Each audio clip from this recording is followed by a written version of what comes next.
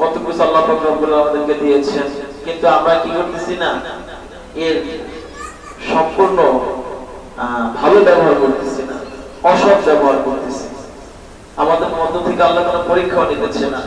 সুন্দর করে আমরা দিন পেয়েছি। আমার বাবা, যা আমাদের দাদা দাদি নানা নানি ছিল, তাদের সূত্রে আমরা দিন পেয়েছি, কি ঠিক না? যেমন আমরা জায়গা জমি বাপ থেকে পেয়েছি, পূর্বপুরুষ থেকে আমরা জায়গা জমি পেয়েছি, আমরা দিনটা ইসলামটা কিন্তু ওরকম ভাবে পেয়েছি না। কথাটা মিথ্যা? কথা ঠিক না? আমরা কিন্তু ইসলামটা ওইভাবেই পেয়েছি। কারণ আমরা তো ইসলাম কষ্ট করে কেউ আমাদের কাছে তো আর কোনো নবী রাসূল এবং কোনো সাহাবী তো ইসলাম ধর্ম গ্রহণের জন্য আমাদেরকে দাওয়াত দিতে আসে, দাওয়াত দিতে আসছিল না। আমাদের বাবা মুসলমান, আমাদের দাদা ছিল মুসলমান, আমরা ওই সূত্রে আমরা মুসলমান ঘরে জন্ম হয়েছি, আমরা মুসলমান, ঠিক না? কিন্তু আমাদের ভিতরে পাওয়া যাবে না ইসলামের কোন রুকন, আমাদের ভিতরে পাওয়া যাবে না। আমাদের ভিতরে পাওয়া যাবে না হজ কিভাবে সহিহ, এটা আমাদের ভিতরে পাওয়া যাবে না। নামাজ কিভাবে সহিহ, এটা আমাদের ভিতরে পাওয়া যাবে না। কোরআন কিভাবে সহিহ করে তেলাওয়াত করতে হয়, এটা আমাদের ভিতরে পাওয়া যাবে না। কারণ আমরা তো কষ্ট মুজাহিদ করে ইসলাম পাই নাই, আমরা তো ফ্রি ইসলাম পাইছি, তাই আমাদের ভিতরে এটা পাওয়া যায় না। আমার কথা বুঝে আসছে? এটা হলো আমাদের বর্তমান চলাফেরার তালিকা। আল্লাহ পাক রব্বুল আলামিন বিভিন্ন জামানায় বিভিন্ন নবী রাসূল জমিনে পাঠিয়েছেন, এক একজনে এক একটা দায়িত্ব দিয়েছেন, কিন্তু সবার দায়িত্ব একটা দায়িত্ব মূল ছিল, সকলে আল্লাহর পথে দাওয়াত দেওয়া। কি কথা কি মিথ্যা? আপনারা কথা বলেন, আপনারা আমার কথা মনে হয় বুঝেন না, তাই না? তাহলে কেউ ঘুমায়, কেউ এদিক ওদিক তাকাচ্ছে। আল্লাহ পাক রব্বুল আলামিন সমস্ত নবীকে একটি দাওয়াত নিয়ে পাঠিয়েছেন, সেটা কি? তাওহীদের দাওয়াত, একত্ববাদের দাওয়াত, লা ইলাহা ইল্লাল্লাহ, লা ইলাহা ইল্লাল্লাহ। সমস্ত নবী রাসূলকে একটি দাওয়াত দিয়েছেন, আল্লাহ, তার সাথে কোনো শরীক করা যাবে না। লা ইলাহা ইল্লাল্লাহ ঈসা রূহুল্লাহ, লা ইলাহা ইল্লাল্লাহ মুসা কালিমুল্লাহ, এরকম লা ইলাহা ইল্লাল্লাহ মুহাম্মাদুর রাসূলুল্লাহ। আল্লাহ পাক রব্বুল আলামিন সমস্ত নবী রাসূলদেরকে এরকম দাওয়াত দিয়ে, একত্ববাদের দাওয়াত নিয়ে পাঠিয়েছেন জমিনে। সমস্ত নবী এরকম দাওয়াত দিয়া সমস্ত নবী এরকম উম্মতের সামনে, মানুষের সামনে দাওয়াত পৌঁছে দিয়ে বিভিন্ন অত্যাচারে পতিত হয়েছে, বুঝছে না? অনেক হয়েছে। তো এগুলো আল্লাহ পাক রব্বুল আলামিন নবীদের কাছ থেকে পরীক্ষা নিয়েছেন। দেখি আমার নবী, আমার রাসূলরা কিভাবে পরীক্ষায় জিততে পারে, কিভাবে পরীক্ষায় ধৈর্য ধারণ করতে পারে। আল্লাহ পাক রব্বুল আলামিন পরীক্ষা নিয়েছেন, তার ভিতর থেকে হযরত ইব্রাহিম আলাইহিস সালামের পরীক্ষা একটু বেশি করে নিয়েছেন। হযরত ইব্রাহিম আলাইহিস সালাম কাছ থেকে দড়িগুলো ধরতে মানা দেন, বারবার দড়ি বাইরে পিছনে পড়ে।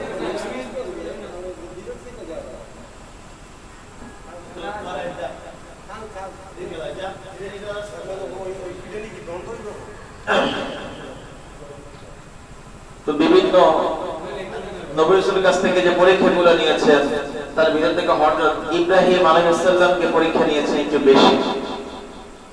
এবং 1 লক্ষ কিংবা 2 লক্ষ 24,000 পয়গম্বর আল্লাহ যে দুনিয়া পাঠিয়েছেন, সমস্ত নবীদের কষ্ট মুজাহাদা পরীক্ষা যদি একসাথে করা হয় এবং আমাদের নবী হযরত মুহাম্মদ মুস্তাফা সাল্লাল্লাহু আলাইহি ওয়াসাল্লাম তার কষ্ট মুজাহাদা যদি একসাথে করা হয়, তার কষ্টই বেশি হবে।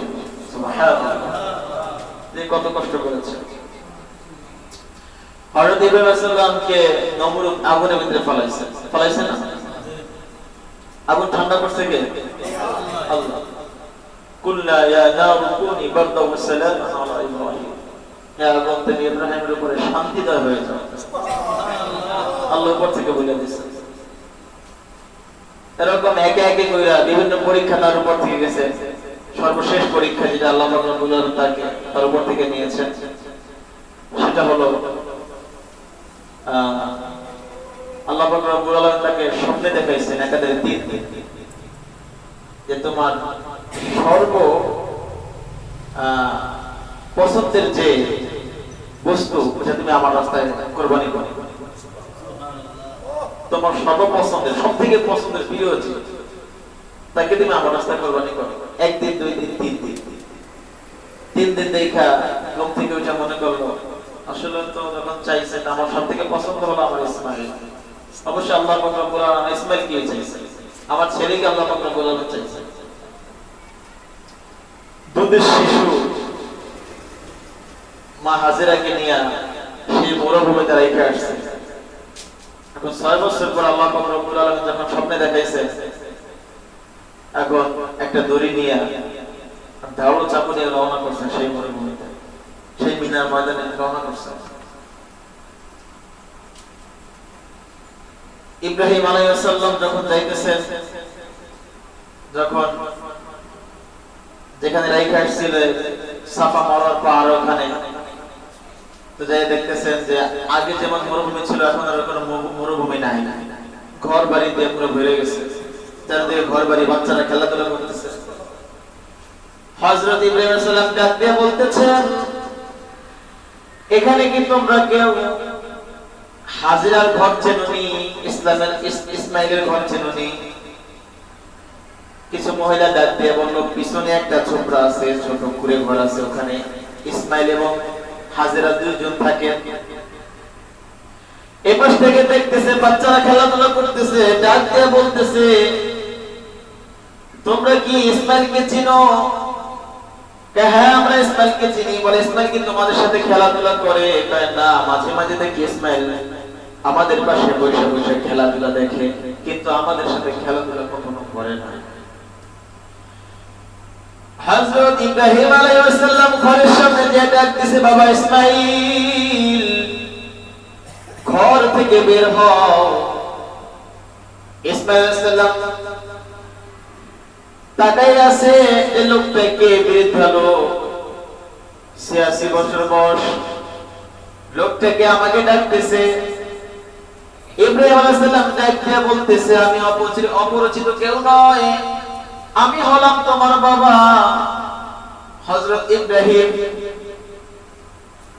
এটা বইলা বাচ্চাকে কোলে নিয়া চোখের পানি ছাইরা কাঁদতে দিছে। এবার থেকে 6 বছর পরে স্ত্রীর সাথে দিদার করেছে, স্ত্রীও তাকায় তাকায় কান্না করতেছে, চোখের পানি ফেলতেছে। হঠাৎ করে হাজেরার দিক তাকায় বলে, হাজেরা ইসমাইলকে সাজাই দাও, ইসমাইলকে দ্রুত করে সাজাই দাও, ইসমাইলের সাথে আমার সাথে ইসমাইলের দাওয়াত আছে। বলে, কোথায় দাওয়াত? বলছে, মালিকের বাড়িতে দাওয়াত। কোথায় দাওয়াত? হাজারা মনে করছে দুনিয়াবি কোনো মালিক হতে পারে, যে দুনিয়ায় কেউ দাওয়াত দিচ্ছে, সুন্দর করে গোসল করাইয়া ভালো জামা পরাইয়া বাবার সাথে দিয়ে দিচ্ছে। ইসমাইলের গলায় দড়ি, ইব্রাহিম আলাইহিস সালামের গলায় দড়ি, মাজার ভিতরে ছুরি লুকানো। ছেলেকে নিয়ে রওনা করছে মিনার ময়দানে, ছেলেকে কুরবানি করবে। এমন সময় ইবলিস টের পেয়ে গেছে, যখন যদি হাজেরাকে ধোঁকা না দেয়, ইব্রাহিমকে ধোঁকা না দেয়, যদি কোন রকম ইব্রাহিম এই পরীক্ষায় পাশ করে যায়, তাহলে অনেক কোটি কোটি লক্ষ লক্ষ মানুষ এই দিনকে বিশ্বাস করে ইসলাম গ্রহণ করবে। ধোঁকা দেওয়াই লাগবে। হাজেরের কাছে আসলো ইবলিস, আয়েশা বলতেছে, শুনছো, তোমার স্বামী তো তোমার ছেলেকে নিয়ে গেছে জবাই করার জন্য। বলে, কে বললো? হ্যাঁ আমি সত্যি বলছি। তুমি কে? আমি ইবলিস। দূর হয়ে এখান থেকে, তোমাকে কে বলছে আমার স্বামী আমার ছেলে কোরবানি করবে, জবাই দিবে? বলে, আল্লাহ পাক রব্বুল আলামিন তাকে স্বপ্নে দেখাইছে। আমার আল্লাহ পাক রব্বুল আলামিন যদি ইব্রাহিম তার নবীকে যদি স্বপ্নে দেখায়, আমার একটা ইসমাইল না, আমার যদি আরো ইসমাইল সামনে আসে, আমি সমস্ত ইসমাইল আল্লাহর রাস্তায় কুরবানি দিয়ে দিব। আমার একটা ইসমাইল, কোনো সমস্যা নাই। এখন ইবলিস দেখতেছে যে আসলে তার ধোঁকা দিয়ে কোনো লাভ নেই, কিছু করতে পারবে না, গেছে আবার যে ইসমাইল আলাইহিস সালামকে ধোঁকা দিয়ে। যখন মিনার দিকে অগ্রসর হইতেছে, পাশে যখন ইবলিস এসে দাঁড়িয়ে গেছে, দাঁড়াই যাওয়ার পরে ইব্রাহিম আলাইহিস সালাম বুঝে গেছে যে পাশে ইবলিস এসে দাঁড়িয়ে গেছে। সাথে সাথে ছেলেকে ডাক দিয়ে বলল, বাচ্চা এখান থেকে পাথর নাও, এই শয়তানের গায়ে পাথর মারো। কি মারো? পাথর মারো। 3 বার ধোঁকা দিছে, 3টা করে পাথর দুইজন নিক্ষেপ করছেন। আল্লাহ পাক রব্বুল আলামিন আসমান থেকে জিবরাইল আলাইহিস সালামকে ডাক দিয়ে বলতেছে, জিবরাইল তুমি সাক্ষী থাকো, এই যে ইসমাঈল এবং ইব্রাহিম দুইজনে শয়তানের গায়ে পাথর মারলো, যদি কোনো আমার বান্দা হজ করতে আইসা যদি এরকম শয়তানের গায়ে পাথর নিক্ষেপ না করে, আমি তার হজ কবুল করব না। পাথর নিক্ষেপ করে আল্লাহ পাক রব্বুল আলামিনের কাছে কত পছন্দনীয় হয়েছে। হাঁটতে হাঁটতে যখন মিনা ময়দানে পৌঁছে গেছে, আল্লাহ তাআলার পয়গম্বর চিন্তা করলেন, দেখি আমার ছেলের অবস্থা কি, দেখি আমার ছেলের মনের ভাব কি, আমার ছেলের কাছে একটু বলে দেখি সে কি কি বলে।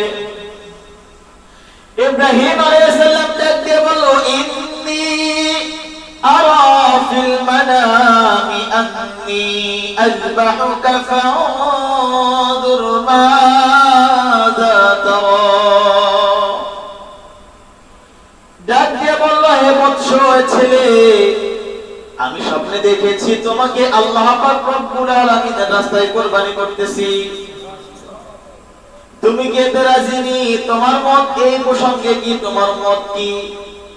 ইসমাঈল আলাইহিস সালাম কোনো চিন্তা করলো না, কোনো ভাবনা করলো না। 6 বছরের শিশু ডাক দিয়ে বলল, ইয়া আবাতি ফাল মা তুমার সাতাজিদুনি ইনশাআল্লাহু মিনাস সাবিরিন।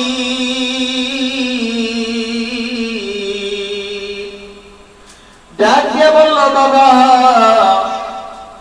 আপনি কোনো চিন্তা করেন না, আপনি যখন স্বপ্নে দেখেছেন আমাকে আল্লাহ পাক রব্বুল আলামিনের রাস্তায় কুরবানি করতেছেন, আমাকে যখন আপনি কুরবানি করবেন, যখন জবাই দেবেন, আমাকে একমাত্র সবরকারীদের মধ্যে ইনশাআল্লাহ, আমাকে ধৈর্যশালীদের ভিতরে আমাকে একজন পাবেন ইনশাআল্লাহ। আমি তো নড়াচড়া দিব না, আমি ধৈর্য ধরব, আপনি কোনো চিন্তা করেন না। কিন্তু বাবা বাসা থেকে বের হওয়ার আগে যদি মায়ের নজরে বাবার দিকে তাকিয়ে বলল, বাসার থেকে বের হওয়ার আগে যদি একটা বার আমাকে বলতেন যে আপনি আমাকে এই জন্য নিয়ে এসেছেন, তাহলে আমি একটু মার কাছ থেকে একটু বিদায় নিয়ে আসতে পারতাম, মাকে একটু সালাম দিয়ে আসতে পারতাম।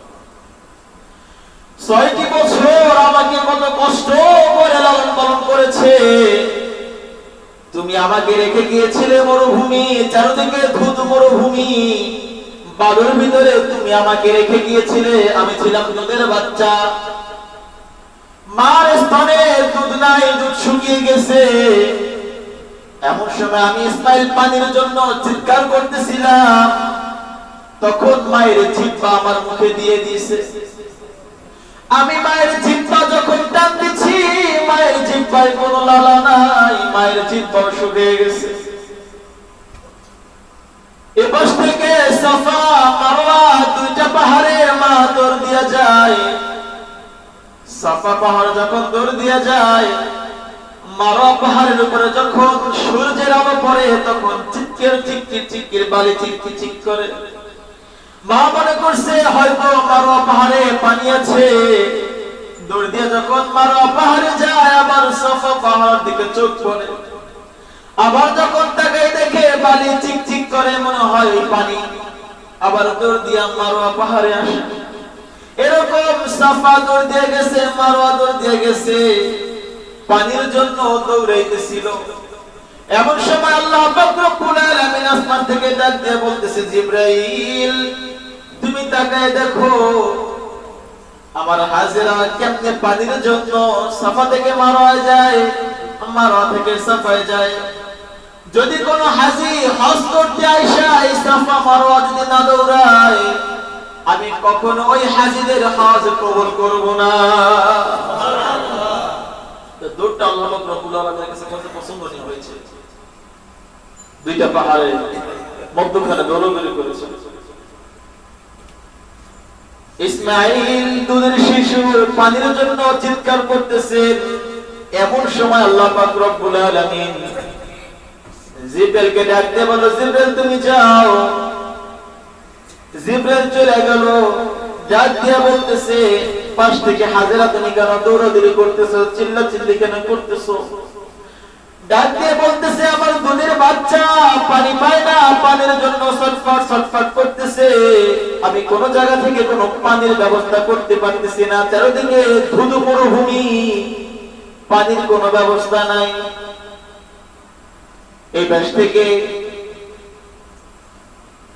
জিবরাইল আলাইহিস সালাম তার পাখা দিয়ে যখন মরুভূমিতে আঘাত করলো, নিচ থেকে সাথে সাথে পানি ওঠা শুরু করলো। সুবহানাল্লাহ। তখন এর বাসায় হযরত ইসমাঈল আলাইহিস সালাম যখন শুয়ে ছিল, মা হাজরা পাশে দাঁড়ানো। তখন এর বাসায় মা হাজরা ডাক দিয়ে বলল, পানি জম জম, পানিকে জমতে বলল। সেখান থেকেই জমজম কুয়ার আবির্ভাব চলে আসলো। সুবহানাল্লাহ। সেই পানি এখন আমরা খাই না, ওটা কার? আল্লাহ পাক রব্বুল আলামিন রহমতি পানি।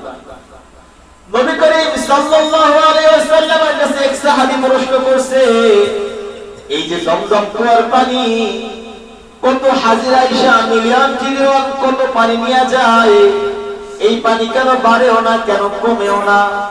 এটা কেমন পানি? এর গড়া কোথায় গিয়ে ঠেকছে? আল্লাহ নবী ডাক দিয়ে বলছে, এটা হলো আল্লাহ পাক রব্বুল আলামিনের কুদরতি পানি। এর গোড়া হলো যায়া কোথায় ঠেকছে জানোনি? এর গোড়া হলো যায়া হাউজে কাউসারের সাথে মিলিত হয়েছে। এর গোড়া হলো হাউজে কাউসারের সাথে মিলিত হয়েছে। তো ইতিহাসের খাতায় পাওয়া যায়, ওখান থেকে পানি উঠাইয়া ইসমাঈল আলাইহিস সালামের মুখে দেয়, মা হাজরাও পানি খায়। ডাক দিয়ে বলতেছে, বাবা তুমি তো আমাকে বাইরে বসে বলো নাই, আমি মার কাছ থেকে বিদায় নিতে পারি নাই। তোমার কাছে একটা আবদার রাখি, তোমার কাছে একটা দাবি রাখি বাবা, তুমি যখন বাড়ি চলে যাইবা তখন আমার মায়ের কাছে আমার সালামটা পৌঁছাই দিবা। আমার মা যখন আমাকে খুঁজবে, আমাকে পাবে না, মা যখন চিৎকার মায়া কান্না করবে, আমার মাকে তুমি ধমক দিয়ে থামাই দিবা না। আর মাকে বলবা যে আমি তার সাথে হাসরের ময়দানে একসাথে মিলে জান্নাতে যাব। আচ্ছা ঠিক আছে, ডাক দিয়ে বললো কি, ঠিক আছে এবার তুমি প্রস্তুত হও। কয় বাবা আমি প্রস্তুত, কিন্তু আপনার সাথে আমার একটা কথা। কি কথা? আমাকে জবাই করার আগে আমার পা দুটো একটু শক্ত করে বেঁধে নেন। বলে কেন তোমার পা আমি কেন বাঁধবো? বলে আপনি যদি আমাকে জবাই করেন, যখন আমার গলায় ছুরি চালাবেন, মৃত্যুর যন্ত্রণায় আমি ছটফট করে ছাটাবো, তখন আমার পা আপনার গায়ে যখন লাগবে, আপনি আল্লাহর পয়গম্বর, আপনার সাথে আমার বেয়াদবি হয়ে যাবে। আপনি আমার পা দুটো একটু বাইধা নেন। শুধু পা বাইধেন না, আপনি আমার চোখেও একটা কালা কাপড় দিয়ে বাইধা নেন। বলে কেন? বলে যখন আপনি আমাকে জবাই করবেন, আমি আপনার সন্তান, আপনি আমাকে দুধের বাচ্চা রেখে গেছিলেন মরুভূমিতে, 6 বছর পরে আপনি আমাকে জবাই করতে এসেছেন। যদি আপনার চোখে আমার চোখ পড়ে, আপনার অন্তরে মায়া হয়ে যাবে, আপনি আমাকে জবাই করতে পারবেন না। তো আপনি আমার চোখ দুইটা আপনি বাইধা নেন। তো ইব্রাহিম আলাইহিস সালাম ইসমাঈল আলাইহিস সালামের পা দুইটা বাঁধলেন, চোখে কাপড় বাঁধলেন। চোখে কাপড় বাঁধার পরে নিজের চোখেও কাপড় বাঁধছেন। আল্লাহু আকবার বলে যখন ইসমাঈল আলাইহিস সালামের গলায় যখন ধারালো ছুরি ধরেছে, আল্লাহু আকবার বলে সামনে পিছনে যখন ছুরি অগ্রসর করতেছে, পচাইতেছিলেন, এত বড় পোজ দেয়, এত জোরে শক্তি দিয়া পোজ দেয়, কিন্তু গলার একটা পশমও কাটে না। প্রথম পোজ দিল, কাটে না, পরে আবার আল্লাহু আকবার বলে ছুরি দিছে, কাজ হয় না। আবার 3 বার যখন পোজ দিল, না কাইটা ছুরি ধইরা মেরা মারলো। পাশে পাথর, ছুরিটা একটু ধারালো ছিল, পাথরের উপরে পড়ে পাথর 2 খণ্ড হয়ে গেছে, কিন্তু গলা কাটে না। আল্লাহ পাক রব্বুল আলামিন ডাক দিয়ে বলতেছে, জিবরাইল তুমি তাকায় দেখো আমার পয়গম্বর আমার পরীক্ষায় পাস করার জন্য কেমন করতেছে। তার আদরের ছেলেকে আমার কাছে কুরবানি করতেছে। তুমি তাড়াতাড়ি যাও, জান্নাত থেকে একটি দুম্বা আর একটা লোহার টুকরা নিয়ে যাও। এইবার যদি ছুরি বসায় গলা কিন্তু কাইটা যাবে। তাড়াতাড়ি তুমি জান্নাত থেকে একটি দুম্বা আর একটা লোহার টুক নিয়ে যাও, যাইয়া ইব্রাহিম আলাইহিস সালামের ছুরির নিচে ধরো। ইব্রাহিম আলাইহিস সালাম ডাক দিয়ে বলতেছে, আমি ছিলাম সিদরাতুল মুনতাহায়। কোথায় ছিল? সিদরাতুল মুনতাহায়, বড় গাছের নিচে আমি বসা। ওখান থেকে জমিন ছুরি যখন বসাবে আল্লাহু আকবার বলার পরে হাইট 2 থেকে 3 সেকেন্ড মানুষ জিরায়, তাই না? তারপর ছুরি বসায় দেয় নাকি? এমন সময় আল্লাহু আকবার বলে যখন ছুরি দিবে, হযরত জিবরাইল আলাইহিস সালাম বলতেছে, আমি জান্নাত থেকে দুম্বা নিয়ে লোহার টুক নিয়ে একসাথে শত দানা দিয়ে এমন জোরে বাড়ি মারছি, মাত্র আধা সেকেন্ডে আমি জমিনে পৌঁছে গেছি। সুবহানাল্লাহ। আমার শরীর থেকে সমস্ত পশম থেকে আমার ঘাম বেরিয়ে আসছে। আইসা দেখি এখন পর্যন্ত ছুরি গলার কাছে যায় না। এখন পর্যন্ত কি ছুরি গলার কাছে যায় না। আমি ছুরির নিচে লোহার সেই চোখ ঢুকাই দিছি। ইসমাইল আলাইহিস সালামকে সাইডে টান দিয়ে সরাইয়া দুম্বা নিচে দিয়ে দিছি। দুম্বা কি করছি? নিচে দিয়ে দিছি। ইব্রাহিম আলাইহিস সালামের চোখ বাঁধা, হাতে গরম রক্ত লাগছে, মনে হয় আমার বাচ্চা শেষ, বাচ্চা মনে হয় কতল হয়ে গেছে, জবাই হয়ে গেছে। যখন ইব্রাহিম আলাইহিস সালাম হাতে গরম রক্ত লাগার পরে ছুরিটা থুইয়া দাঁড়াইয়া চোখ খুলছে, থেকে সামনে একটা দুম্বা শাহিত। সুবহানাল্লাহ। পাশে ইসমাইল আলাইহিস সালাম দাঁড়ানো। বলে কাহিনী কি? জবাই করলাম ছেলে, এই দুম্বা শুয়ে আছে। আল্লাহ পাক রব্বুল আলামিন উপর থেকে ডাক দিয়ে বলতেছে, ইব্রাহিম তোমার পরীক্ষা দেওয়ার প্রয়োজন নাই, তুমি পরীক্ষায় পাস করেছো। সুবহানাল্লাহ। তুমি পরীক্ষায় পাস করেছো। ওখান থেকে আমাদের আল্লাহ পাক রব্বুল আলামিনের রাস্তায় জানোয়ার কুরবানি দেওয়া, নাই দুম্বা, নাই বকরি, নাই উট, নাই গরু, এটা কুরবানি করা কি হয়ে গেছে? ওয়াজিব হয়ে গেছে। কি হয়ে গেছে? ওয়াজিব হয়ে গেছে। ওইখান থেকে ইব্রাহিম আলাইহিস সালাম যদি সেদিন তার ছেলেকে কুরবানি দিতেন, তাহলে কি পন্থা জারি হইতো? কেউ থাকতেন? 5 বছরে 5টা ছেলে, 5 বছরে 5টা কুরবানি হয়ে গেছে। তারপর মানুষের ধারা কোথা থেকে আসতো? মানুষের ধারা আসতো বন্ধ হয়ে যেত। যদি আল্লাহ পাক রব্বুল আলামিন ছেলেকে নিতেন, এ পর্যন্ত মানুষের ধারা আসতো না। মানুষ বয়স প্রায় 60 বছর, 60 বছরে 60টা সন্তান হয়। 60 বছরে 60টা কুরবানি দেওয়া হইতো না। তো আল্লাহ পাক রব্বুল আলামিন বলতেছে, ইন্নী আ'লামু মিনাল্লাহি মা লা তা'লামুন, আমি যা জানি তোমরা তা জানো না। আমার এটা সর্বোৎকৃষ্ট ইলম। তো আল্লাহ পাক রব্বুল আলামিন ইসমাঈল আলাইহিস সালামকে বাঁচাই দিলেন। তো উপর থেকে ডাক দিয়ে বলল, তুমি যাও হাজেরার বাসায় চলে যাও, ইসমাঈলকে নিয়ে হাজেরার হাতে তুলে দিবা।